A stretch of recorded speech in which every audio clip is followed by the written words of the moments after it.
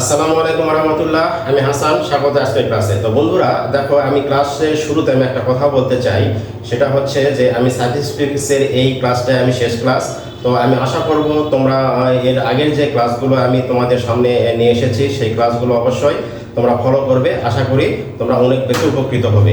তো আজকে দেখো, এখানে রুলস 23 কি বলছে, কোনো বাক্যের সাবজেক্ট যদি ওই বাক্যের এজেন্ট না হয়, অর্থাৎ বাক্যের সাবজেক্ট যদি সক্রিয়ভাবে ভার্বটি সম্পাদনকারী না হয়, তবে ভার্বটি প্যাসিভ ফর্মে হবে। ভার্বটি কি হবে?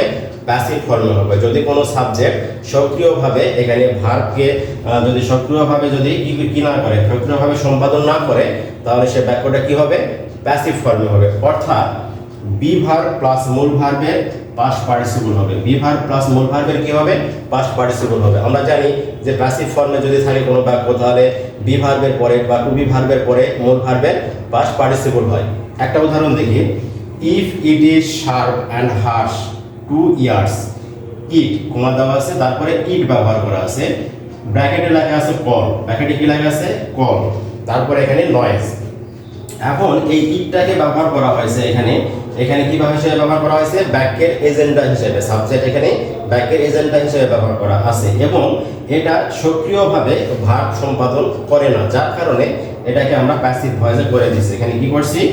ইজ কল্ড করা হয়েছে। তাহলে সাবজেক্ট যদি ওই বাক্যের এজেন্ট না হয়, অর্থাৎ সাবজেক্ট যদি নিজে ভার্ব সম্পাদনকারী যদি না হয়, তাহলে সেটাকে আমরা অবশ্যই প্যাসিভ ফর্মে আমরা কি করব? রূপান্তর করে দেব। এরপরে রুলসে কি বলছে যে প্রিপজিশনের ঠিক পরে শূন্যস্থান থাকলে ভার্ব বসতে পারে। প্রিপজিশনের ঠিক পরেই যদি শূন্যস্থান থাকে তাহলে ভার্ব বসতে পারে। প্রিপজিশনটি যদি টু হয়, তবে এরপরে ভার্বটির বেস ফর্ম বা ভার্বের মূল যে ফর্মটা আছে সেই ফর্মটা বসবে। শুধুমাত্র টু, প্রিপজিশন শুধুমাত্র টু, যেটাকে আমরা ইনফিনিটিভ টু হিসাবে ব্যবহার করি। তো আমরা তো জানি যে ইনফিনিটিভ টুর পরে মূল ভার্বের প্রেজেন্ট ফর্ম হয় এবং অন্যান্য প্রিপজিশনের ক্ষেত্রে এখানে কি করব? আমরা ভার্বের সাথে আমরা আইএনজি যোগ করব। শুধুমাত্র টু প্রিপজিশন যদি বাক্যের মধ্যে আমরা ইনফিনিটিভ হিসেবে যদি ব্যবহার করি, তাহলে এরপরে ভার্বের বেস ফর্ম বসবে বা ভার্বের প্রেজেন্ট ফর্ম বসবে। আর অন্যান্য প্রিপজিশনের পরে যদি এখানে ভার্ব যদি আসে, তাহলে সেই ভার্বগুলোর সাথে আমাদের কি করতে হবে? আইএনজি যোগ করে দিতে হবে। একটা উদাহরণ দেখি। এখানে disable is a unit of, এখানে আছে কি? অফ আছে, অফ প্রিপজিশনটা আছে। ব্র্যাকেটে কি আছে? মেজার, ব্র্যাকেটে কি আছে? মেজার সাউন্ড, ঠিক আছে? Measure sound. তাহলে এই প্রিপজিশনটার পরে এখানে এই ভার্বটা থাকার কারণে আমরা এই ভার্বের সাথে কি করে দিব? আইএনজি যোগ করে দেব। মেজারিং কি করে দিছি? এখানে মেজারিং করে দিছি। তো এখানে প্রিপজিশন টু যদি থাকতো, তাহলে আমরা ভার্বের বেস ফর্ম ব্যবহার করতাম। শুধুমাত্র টু থাকলে আমরা ভার্বের বেস ফর্ম ব্যবহার করব। আর অন্যান্য সকল প্রিপজিশনের পরে যদি ভার্ব থাকে, সে ভার্বের সাথে আমরা আইএনজি যোগ করে দিব। এরপরে রয়েছে কি বলছে? মডাল অক্সিলারি ভার্বের পরে, মডাল অক্সিলারি ভার্ব আমরা চিনি মডাল অক্সিলারি ভার্বগুলোকে। এই মডাল অক্সিলারি ভার্বের পরে যদি শূন্যস্থান থাকে, তাতে ভার্ব বসতে পারে। তাতে কি বসতে পারে? ভার্ব বসতে পারে। এক্ষেত্রে ভার্বটির বেস ফর্ম বসতে পারে বা বসে। ভার্বটির বেস ফর্ম বসে। আমরা সাধারণত জানি যে মডাল অক্সিলারি ভার্বের পরে যদি কোনো মূল ভার্ব যদি আসে, সেই মূল ভার্বের বেস ফর্ম বসে বা মূল ভার্বের প্রেজেন্ট ফর্ম বসে।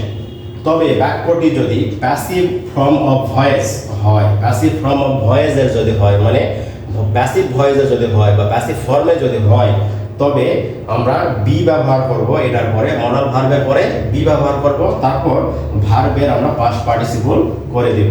যদি মডাল ভার্বের পরে শূন্যস্থান থাকে, তাহলে ভার্বের বেস ফর্ম বসবে। আর যদি মডাল ভার্ব যুক্ত বাক্য যদি প্যাসিভ ফর্মে থাকে, তাহলে এই মডাল ভার্বগুলোর পরে আমরা বি ব্যবহার করব এবং মূল ভার্বের পাস্ট পার্টিসিপল করে দেব। একটা উদাহরণ দেখি এখানে। We can avoidable unnecessary disease, ঠিক আছে? তাহলে এখানে আমরা যেহেতু উই এখানে সাবজেক্ট নিজে সক্রিয় এবং এখানে কি করতেছে? ভার্ব সম্পাদনকারী সে নিজেই, যার কারণে এটা অ্যাক্টিভ ফর্মে আছে বা অ্যাসার্টিভ একটা সেন্টেন্সে আছে। যার কারণে আমরা এই ক্যান, এই মডাল ভার্বের পরে আমরা এখানে কি করছি? মূল ভার্ব শুধু বেস ফর্ম ব্যবহার করছি, মূল ভার্বের বেস ফর্ম ব্যবহার করছি। এরপরে রয়েছে কি বলছে?